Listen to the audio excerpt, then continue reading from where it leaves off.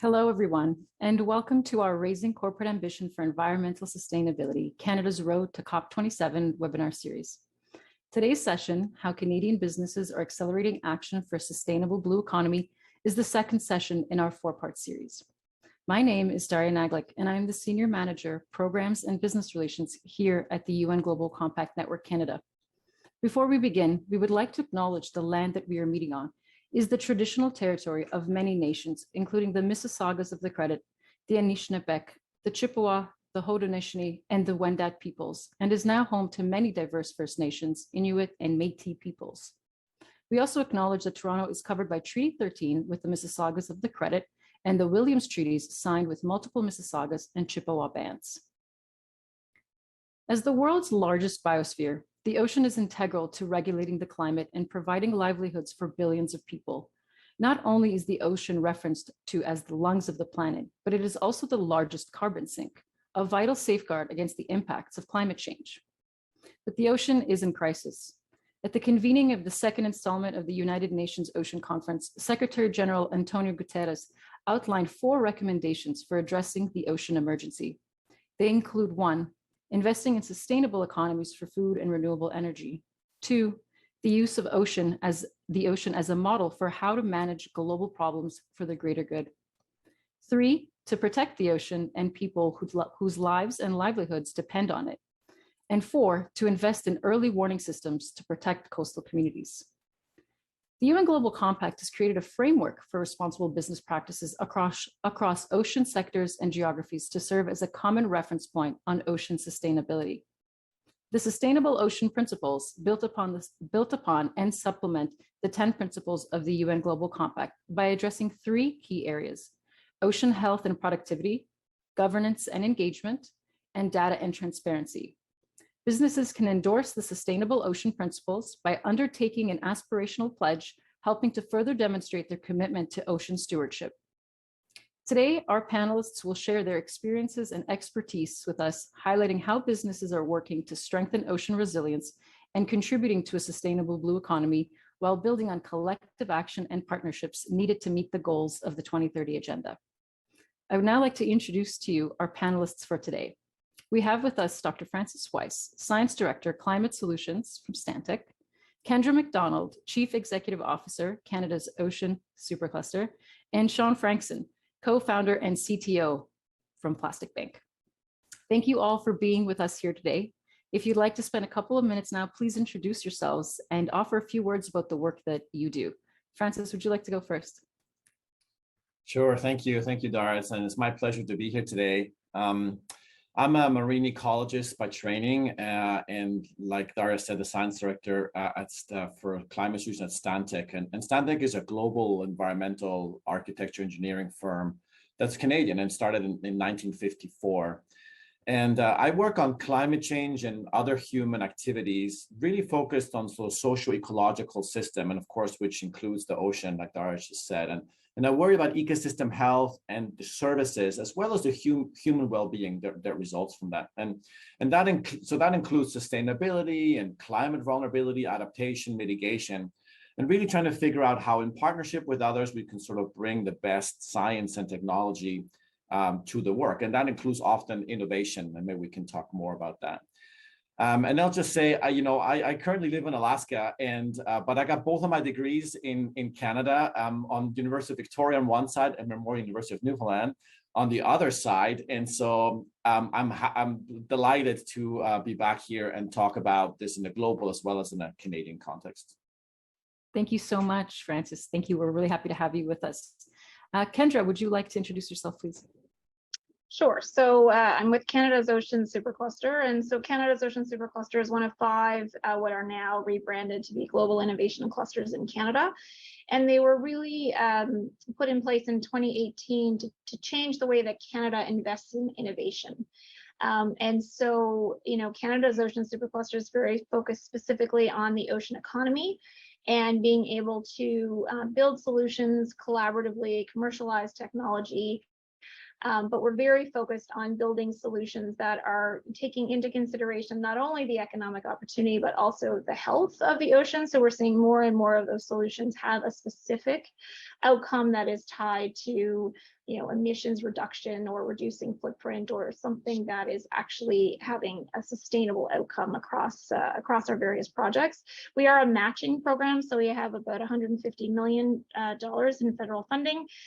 So we do fund projects and we match. So we are really trying to encourage industry investment and innovation, but also to share risk. So it's about us being met with industry dollars in terms of developing new solutions.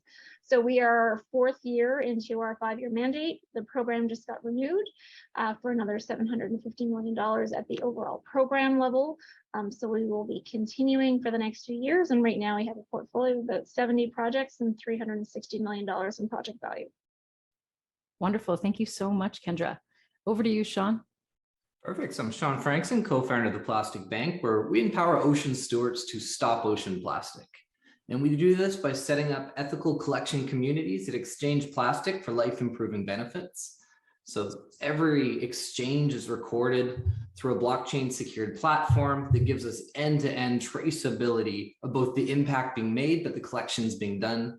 And our processed materials are processed into feedstock for social plastic used by progressive companies in their manufacturing. We currently support over 500 collection communities across Asia, Africa, Latin America. I'm proud to say we've already prevented over 3 billion bottles worth of plastic from entering the ocean. And we're really on a mission to move beyond just collection communities to figure out how we can really be a conduit for anyone to play their part in stopping ocean plastic. Wonderful. Thank you so much, everyone, for those wonderful introductions. We're really happy to have all of you with us here today.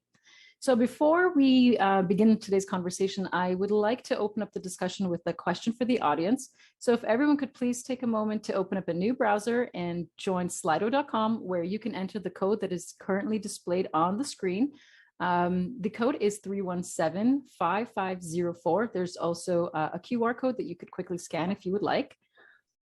Please keep this Slido browser open. We will come back to it later on throughout the session, but we'll start today with our first question. How is the health of the ocean linked to our economy and human health? Now, this is a word cloud, so please feel free to include any words or phrases that come to mind.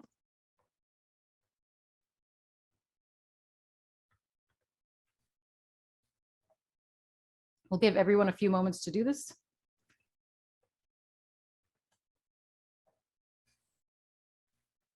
Okay, we have one answer. Let's see what else we have.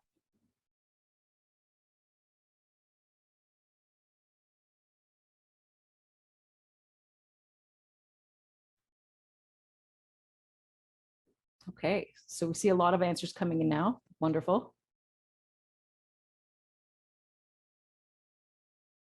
Yes, it definitely does impact everything. That's great.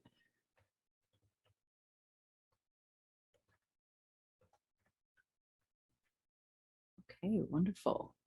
So we'll give about 10 more seconds for everyone to get their answers in.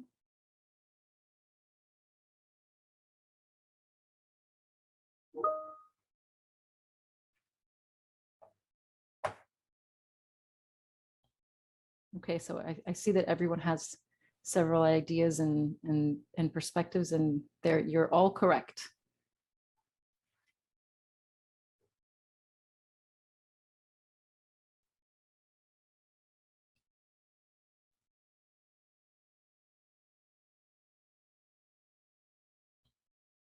Okay, great. Thank you everyone for providing these answers. I'm really happy to see, so much input. This is wonderful. Okay, great. So to get our conversation going, I'd like to start with you, Francis. How can businesses drive awareness for the intersectionality between ocean health and climate change and support and implement solutions? What are some of the steps that Stantec is taking? Yeah, it's a great question, Daria. Thanks.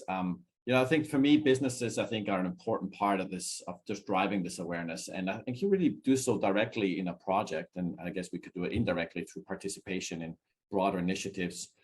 And in the process, we can act as thought leaders. So directly, for example, businesses, and especially consulting firms, I've been finding are somewhat uniquely positioned to increase that awareness and implement those solutions in both the climate change and ocean space, because we're often the only ones at the table.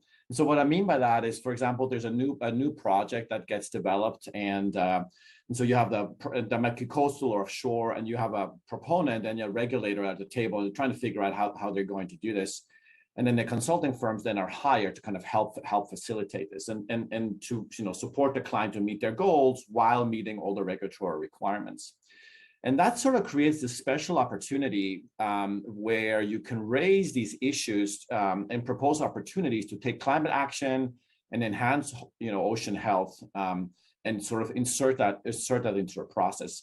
And we do this all the time. And of course, how receptive the political social environment is, that depends on where you are.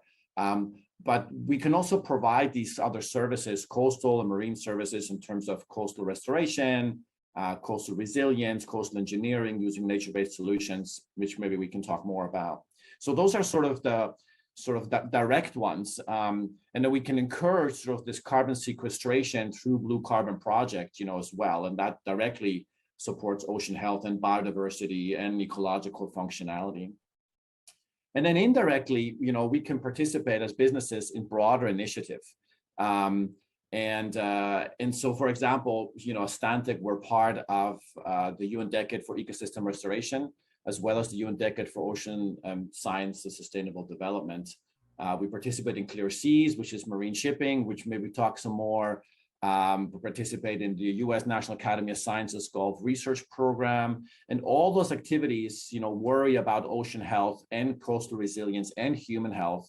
And so there's lots of connections there in the way that that indirect and direct involvement businesses we can participate in that. Thank you, Francis, sort of for providing that in-depth overview and really getting us started on this conversation. Kendra, over to you for the next question. What would you say are the key priorities for Canada's Ocean Supercluster, and how has the organization created an innovation ecosystem for its partners? Yeah, so maybe I'll start with the second part of that question. So I would say a lot of conversation. So we started with a lot of in-person conversation. Then for the last couple of years, we've had a lot of virtual conversation, and it's just continually bringing people to the table and bringing new folks to the table. And it's amazing what we learn about each other and what's happening by having conversation. We're a really big geography. And so one of our very first projects was an ocean asset map, which you can find on our website, just to actually look and see the close to 4,000 or 4,000 plus organizations that are involved in the ocean economy in Canada.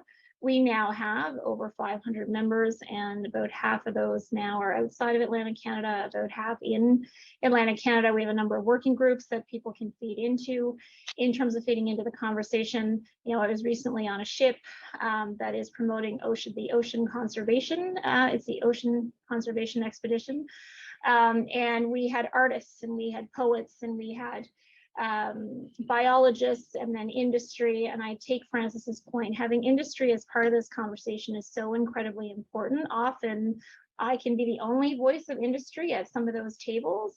And industry is so critical as an investor in these solutions. And the entrepreneurs that I talk to are really passionate about developing solutions that help our ocean be healthier. They want to see a healthier ocean. They understand the connection to life on Earth, and they really want to make a positive difference. And so having them not a part of the conversation, is not the right answer. So, we spend a lot of time trying to match people together. We spend a lot of people saying, did you know that person over there is trying to do the same thing as you in that province? Let's figure out how we can make things bigger and have more impact. Where we're going from here. So we're really looking at what the next 5 years will bring. We will certainly continue to invest in company growth, because that's a key part of what we do. Really focused on talent. So how do we achieve our objectives as an ocean community without, we need to get more talent. We need to get more talent from other places. We need to get more talent from other industries. How do we get more of our technology talent focused on ocean solutions? Incredibly important. Really focused on brand. So we're telling a Canadian ocean brand story that is starting to get some attention internationally, which is really exciting, and continuing to build communities. So geographic, making sure we're coast to coast to coast, making sure that we're an inclusive community, making sure that we've got all the different voices at the table in terms of large and small companies and entrepreneurs and investors, and just continuing to build the awareness across the community, and never underestimate how many times we need to tell this story. With our Canadian geography, there are a lot of Canadians that sit in the middle of the country that don't know a lot about ocean, and we have a lot of work to do to be able to raise their awareness around the conversation that we're having today. Wonderful. Thank you, Kendra, for highlighting some of those really great points, especially about industry. That's why we're here. Okay, wonderful. So I'd like to go over to Sean. Can you tell us how Plastic Bank has leveraged innovative technologies to make plastic use more circular? Yeah, we find technology really is kind of the key in the heart of impact at scale. And when we can just hyper focus on bringing trust, bringing accessibility, traceability to some of these really vulnerable places around the world where ocean plastic is leaking in, we can really use technology as an enabler to stop plastic at its source. So for us, we use a variety of technologies. We have an application. We're able to register everyone, age verify them, give them their first digital ID, a digital bank account, have certified ecosystems that can record every collection. All of this goes into a blockchain ledger, which just provides immutable truth. We can still do this in a for business way, which is really, an energy efficient way to have this reporting system and really have end-to-end trust from input, every single step this plastic takes on its journey, and really have it go from a closed loop way of, instead of it even having to go to onto the ground or into the ocean, how could it be intercepted before that? But again, the technology allows us accessibility where we can ensure the right people get paid the right amount at the right time. Our partners can ensure there's trust in even using the claim that it's recycled plastic, that it came from these areas. And for us, technology really is an enabler of behavior change, where we can have this paradigm shift that plastic has value and there's a trusted way to play the part. So for us, technology really is trust and scale. And the fun challenge is introducing this technology into areas that are low tech, low data, first time phone users, but treating that as part of the mission, part of the business, not just an obstacle that makes it hard. Wonderful. Thank you, Sean, for sharing those insights with us. Okay, I'd like to ask the audience to return to their Slido browser for our second question. It's going to be a true or false question. 70% of the global trade of goods is carried by ocean-going vessels. True or false?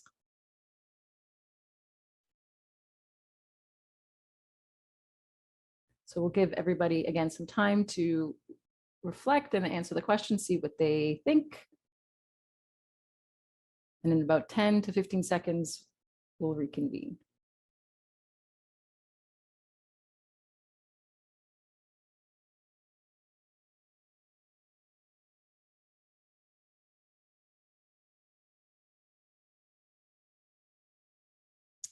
Okay, so I think that the poll might stay close to the figures that we have on our screen here.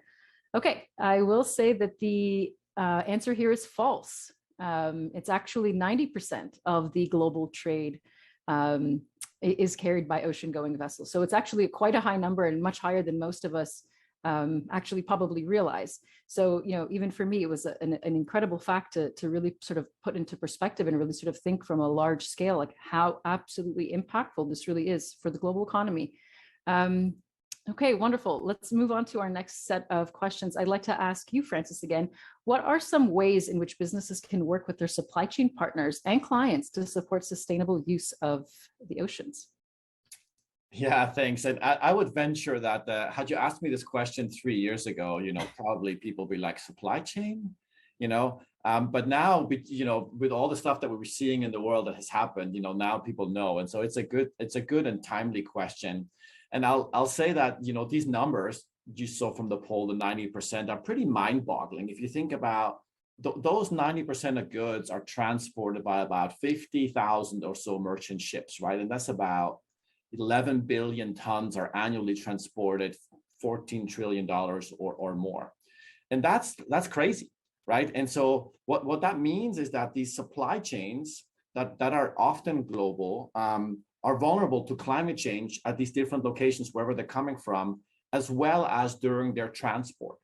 So when we think about the ways that we can work with the supply chains to kind of make the oceans more sustainable, we think about this both in terms of decreasing the vulnerability by decreasing the length of the supply chains, as well as sort of by optimizing the global supply chains in terms of their greenhouse gas emissions. How do we minimize those greenhouse gas emissions?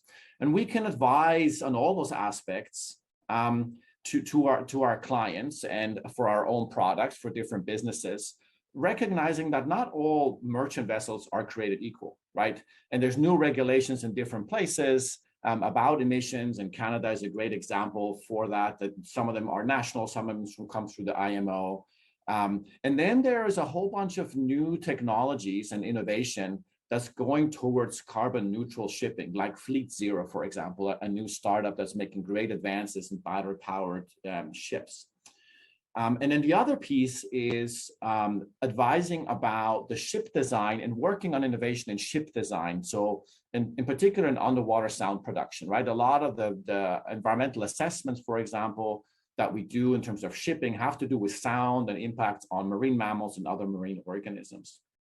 So organizations like Clear Seas, I mentioned earlier, and others are bringing together naval architects, they're bringing together acousticians and marine ecologists to figure out how to improve ship design that minimizes this sound transference into the water transference, specifically on those frequencies that disturb marine mammals. So at Stantec and other companies, we can then advise, we can stay on top of these advances, and we can advise our clients about this, and then work with several of these groups directly and in all those spaces, and all that helps really in sort of supporting that sustainable ocean use. Thank you, Francis, for outlining those points for us. Sean, I'd like to ask you the same question. And so from your perspective, what are some ways in which businesses can work with their supply chain partners and clients to support a sustainable use of the oceans? Yeah, and I think we just live in this world of knowledge, and blind ignorance is no longer the way business is done. And that I think there's a responsibility for everyone to just go as deep as you can to, it's not even just as much of paying attention to did it arrive on time, but where did it come from input to output, especially any supply chains around claims, around impacts, around anything of this. It really should be traceable, transparent, all the way from input to output. And it should be fully audit ready as far as something that should always just be a part of traceable, transparent supply chains. And I know it's almost industry by industry, it becomes, unacceptable for untraceable coffee beans, but others are. And I think we're in the world where traceability is becoming so possible that we need this traceability all the way from start to finish. But also when we look at something like even a lot of the programs looking at impact health or ocean health, really that we also don't take people out of this equation, that most supply chains have people at every step. And, it's not just a negotiation to the lowest amount, but there's an ethical people equation of how do we regenerate the areas that a supply chain sources from, and not just take from it. So I think it's just this realm of responsibility of knowing what it's coming from, but knowing your impact and the way you can make a greater impact on where it's coming from to begin with. Great. So thank you for your perspectives, and thank you both for sort of answering the same question and providing different points to address sort of the same concern. And absolutely, definitely the supply chain is something that's just going to keep becoming more intricate. And I think, Sean, that you're right with traceability. I think now with it becoming more feasible and readily available, it will be something that will be more accessible by businesses.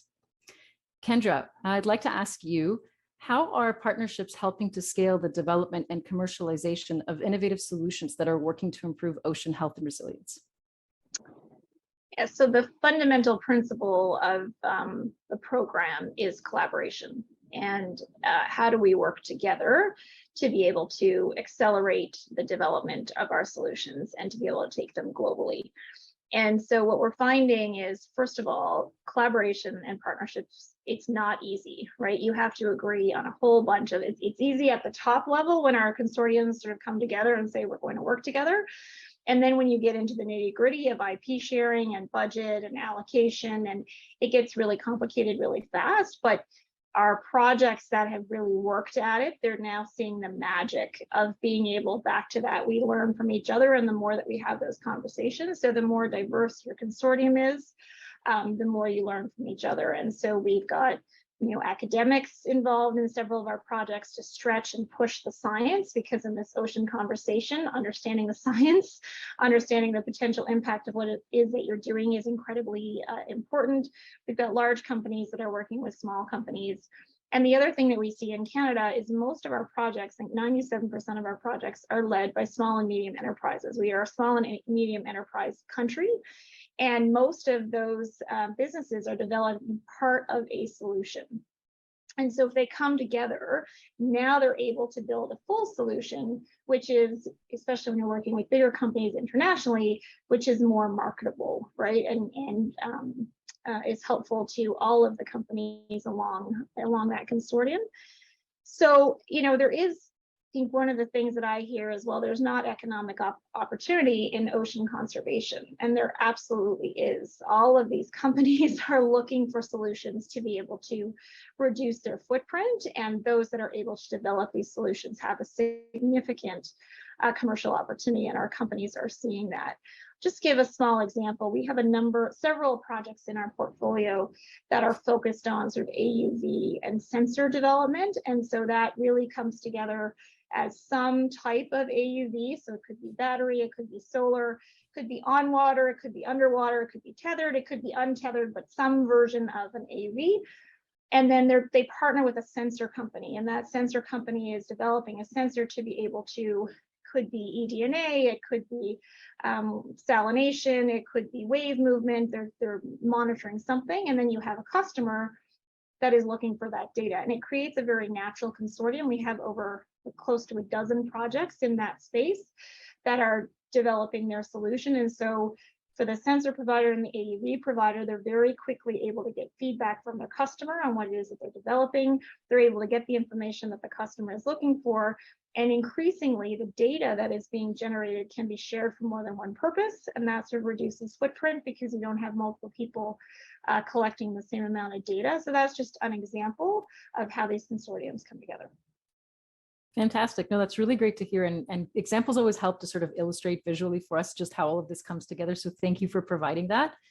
I will ask the audience to make their way over to Slido one more time for our final audience Slido question of the day. Great. The market value of marine and coastal resources and industries is estimated to be $3 trillion, which is equivalent to 5% of the global GDP. This is also another true or false question, and we'll give everyone a couple moments to think about it.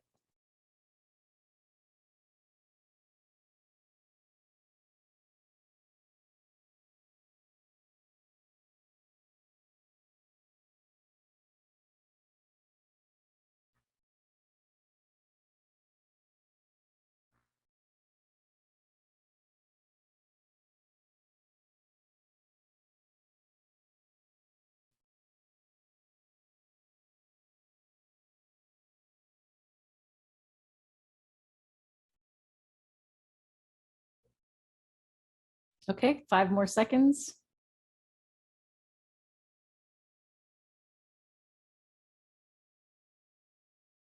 Fabulous. Okay, thank you everyone for participating.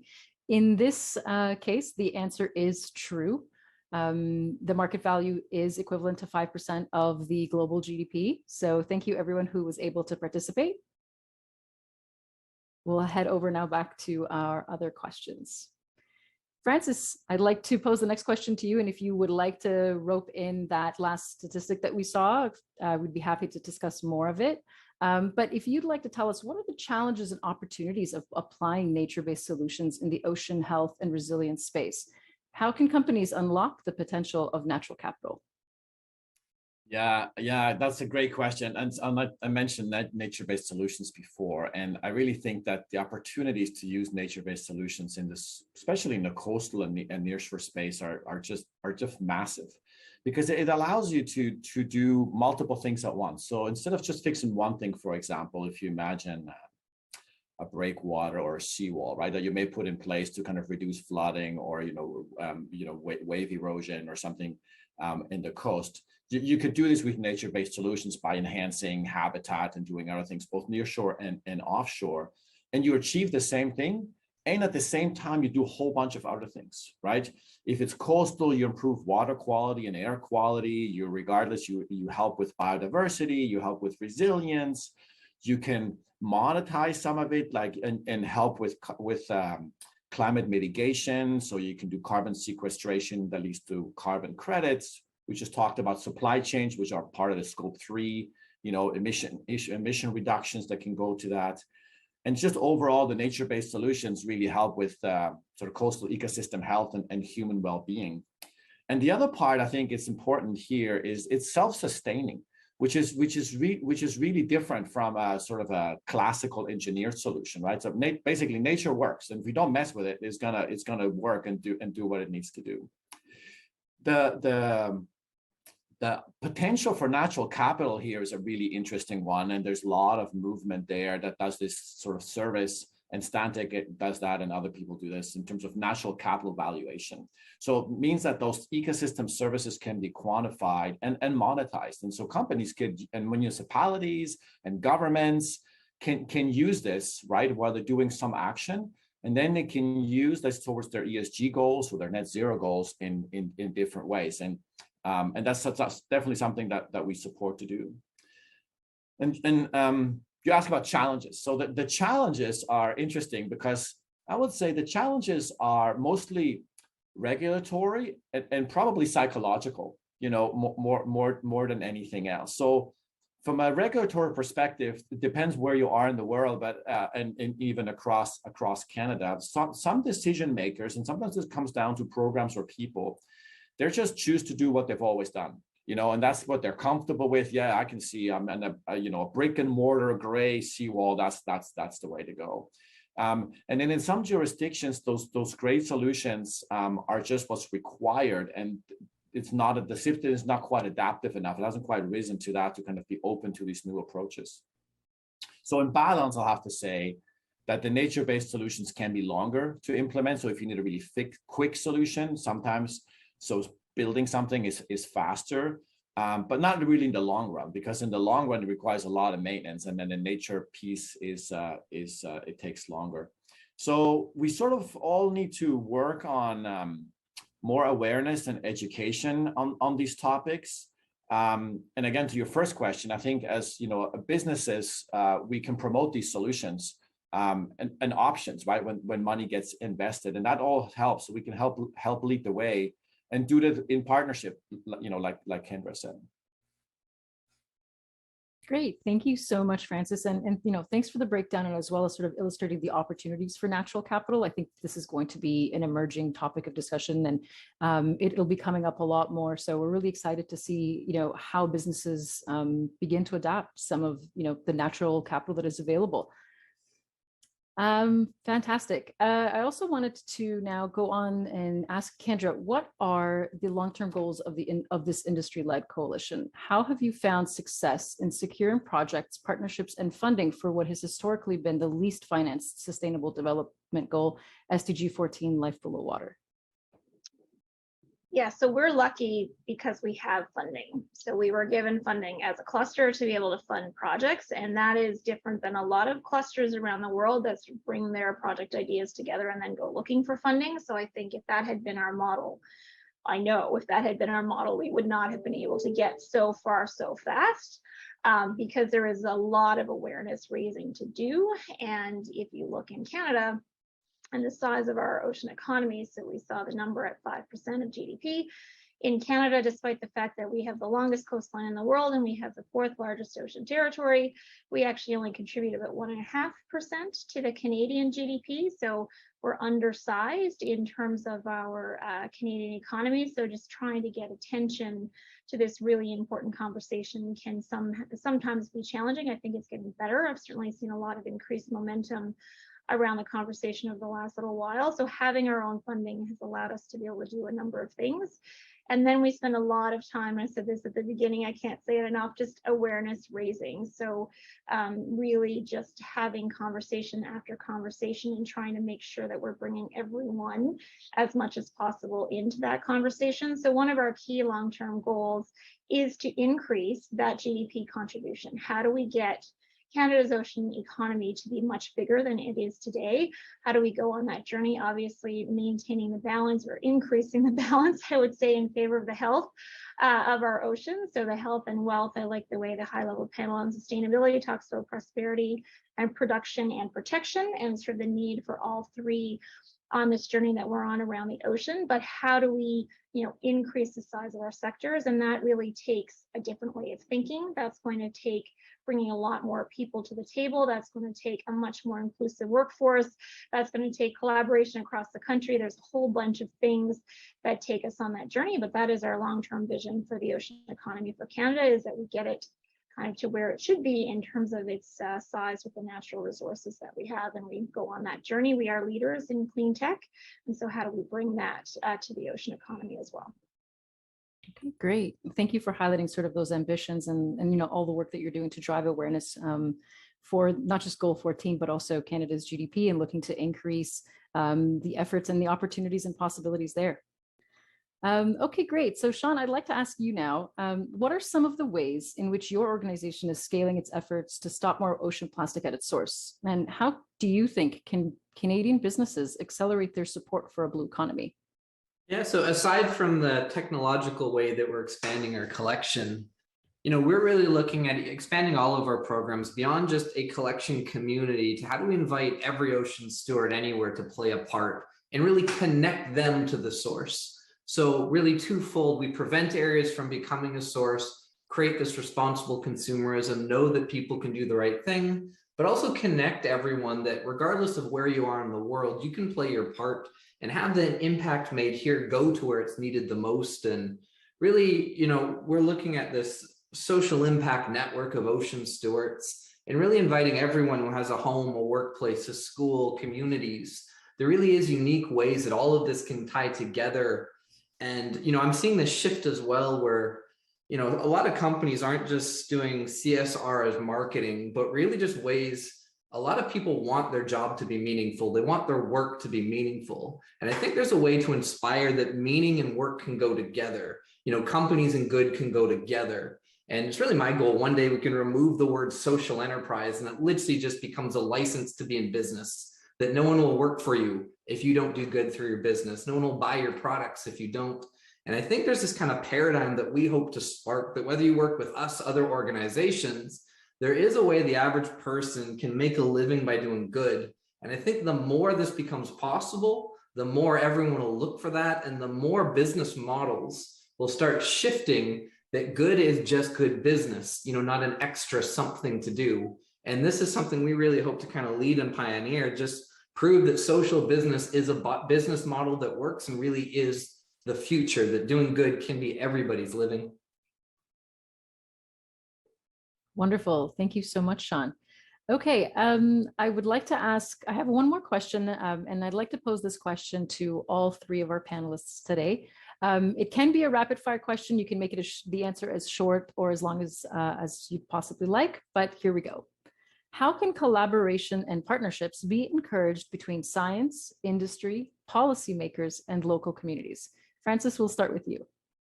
Yeah, it's like Kendra's been saying all along. I think collaboration and partnerships are just absolutely key to the whole endeavor.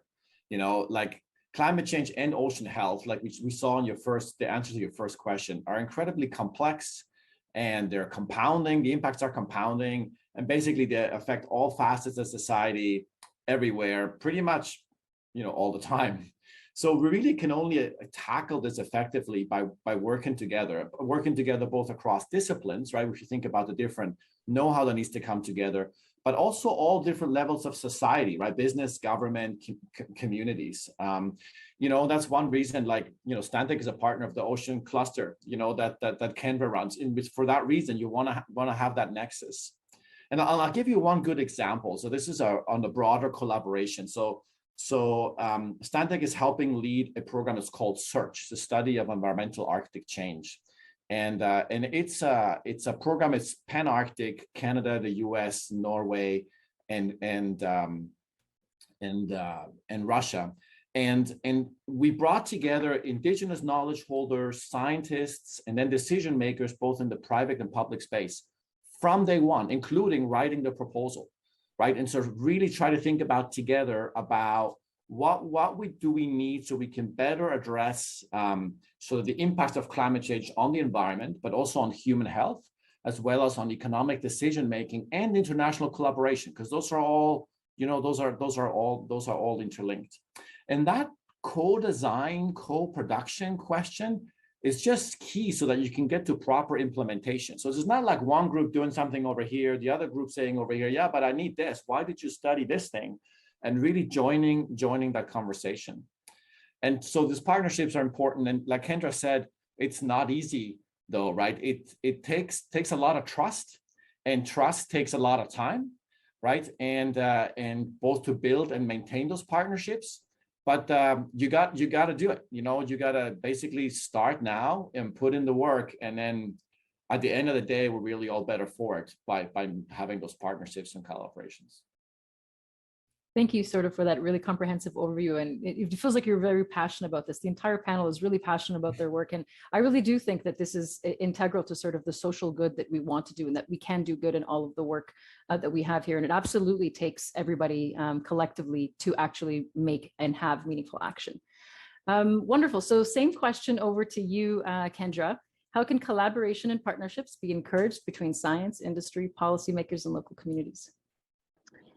Yeah, so if you make it a criteria for funding, that helps in terms of how we work. But I think that I've said this many times already, but how do you have those conversations? And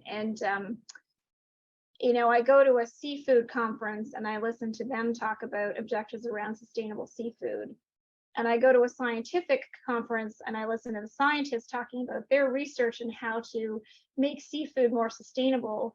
And yet I don't see those researchers talking to those in industry, and they're having the same conversation. Now, in some cases, in many cases, they're using a completely different almost set of language to be able to talk about it, but fundamentally they're trying to do the same thing. And so we will have a much richer outcome if we can bring those parties together to have that conversation. And that applies whether you're talking about West Coast and East Coast working together. That applies when you talk about Indigenous knowledge and Western knowledge coming together. There's so many facets of this, but I think, Francis made the point, this is really hard. It takes a lot of trust. There's a lot of difference in culture across our country, across our companies, across government and science and industry. And so the more that you have differences in culture, the harder it can be to build that trust in how we work together. And I think the other party not to forget about is the investors. So I did make the comment, we have our own funding, but our companies do struggle with access to capital. So how do we raise the awareness of the broader Canadian, especially in this case, investor community, but more broadly of the opportunity that exists in the ocean economy so that we're able to attract the capital that we need to achieve the outcomes that we want. Wonderful. Well said. Thank you, Kendra. Sean, over to you. How can collaboration and partnerships be encouraged between science, industry, policymakers, and local communities? Yeah, I think, all three groups together, I think collaboration would be so much easier if all the groups also really just took this mindset of progress over perfection. I think so often there's this all or nothing fallacy that if I can't be perfect, I shouldn't do anything. And I think there's a lot of pressure even between the groups working together, that if there's any risk, if it's not a guarantee, then, stay in the silos. And I think the more the world's okay at, we need a lot of people trying different things. It might pivot, it might go a different direction, but being okay that, we're not looking for the one silver bullet that solves everything. We're looking for this synergistic way that all these things can tie together. And I think as long as we strive for this incremental daily progress as people, as companies, as governments, as organizations, incremental progress will add up to a lot of the change we need. But I think if we really lock in on perfection or nothing, we get no progress, no gains. And this incremental progress of collaborating together, I really think can work. but it requires that the groups also be open to a non-perfect solution, doesn't have all the answers, but the point is you're working to figure it out, but move before perfection's clear. Thank you so much, Sean. These have been wonderful insights and really inspiring, I hope, for everyone listening here today, so that, we can take what is being said today, but also apply a lot of what we discussed today in our daily lives, regardless if you're a nonprofit, if you're a business investor, government, or researcher. So thank you so much, and really happy to have had you all address that final question. So thank you for everyone for joining us today. Thank you also to our wonderful panelists for your time today and for your continued dedication to environmental sustainability and your efforts to accelerate progress on the global goals. So for more information around today's topics or today's session, please visit our website or reach out to us at network@globalcompact.ca. I'd also like to ask the panelists if you can please turn on your cameras. We'd like to, or keep your cameras on rather, we'd really like to take a screenshot of today's panel. We're going to take a 5-second countdown. 4, 3, 2, 1. Wonderful. I'd also like to invite everyone to our next installment of our webinar series. The third session will be Climate Change and Technology, Shifting Mindsets Towards Innovation Adoption, where we'll bring together key stakeholders to discuss the challenges and opportunities of leveraging technical innovation while working towards large-scale adoption in the effort to combat the effects of climate change. This session will take place on Thursday, October 20th at 3 p.m. Eastern Time, and we hope that you'll be able to join us. Thank you to everyone for your attendance today. I know that we have ended a little early, so we're happy to give you back some more of your time. We look forward to connecting with you soon. Thank you, everyone.